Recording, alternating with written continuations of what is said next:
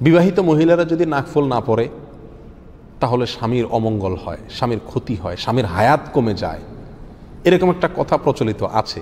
এই কথাটা কতটুকু সঠিক? এর জবাব হলো, ভাই, আল্লাহ সুবহানাহু ওয়া তাআলা প্রত্যেকটা ব্যক্তির হায়াত ঠিক করে দিয়েছেন। স্ত্রীর নাকফুলের উপরে স্বামীর হায়াত ঝুলে নাই।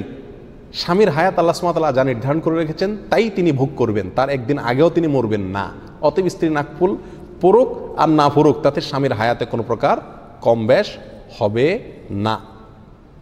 হিন্দুদের মধ্যে এই বিশ্বাস আছে যে স্ত্রী যদি শখা না পড়ে, স্ত্রী যদি চুড়ি না পড়ে, আপনার বিবাহিত স্ত্রী যদি আপনার নাকফুল না পড়ে অথবা এগুলো হারিয়ে যায় অথবা এগুলো ভেঙে যায় তাহলে স্বামীর কপাল পুড়ছে। এই ধারণা কাদের মধ্যে আছে? হিন্দুদের মধ্যে আছে। তো হিন্দুদের থেকেই এই বিশ্বাসটা আমাদের সমাজে কিভাবে যেন চলে আসছে। এই বিশ্বাস ইমানের সঙ্গে অসঙ্গতিপূর্ণ বিশ্বাস, বিধায় এটা বিশ্বাস করা যাবে না।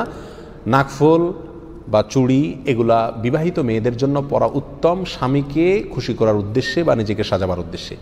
অবিবাহিত মেয়েরাও যদি চায় তারাও পড়তে পারে, বিবাহিত মেয়েরা চাইলেও পড়তে পারে, আর চাইলে নাও পড়তে পারে, খুলেও রাখতে পারে। আর যদি ভেঙেও যায় বা হারিয়েও যায় তাতে স্বামীর কোনো ক্ষয়ক্ষতি হবে না, এরকম বিশ্বাস রাখা উচিত নয়।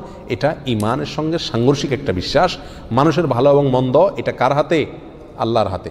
নাকফুল বা কানের দুল, চুড়ি এগুলোর সঙ্গে ভালো মন্দের কোনো সম্পর্ক নাই। এই বিষয়ে কোরআন সুন্নাহর কোনো বর্ণনা নাই, কোনো জাল হাদিসে এরকম কোনো কথা বলা হয় না। এটা নিছক কুসংস্কার।